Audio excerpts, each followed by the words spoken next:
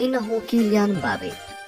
أما تييري هنري النجم الفرنسي فأبدى إعجابه بقدرات المهاجم الشاب قائلا: مبابي من اللاعبين القلائل الذين يستعملون كل حواسهم في كرة القدم، فضلا عن الذكاء الكبير الذي يملكه.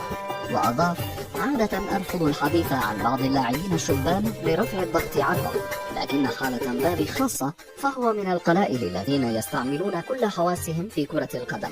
فيما صرح مدرب المنتخب الفرنسي ديدي ديشامب بالقول: مبابي لا يعطي انطباعا عن أنه في سن 19 فقط.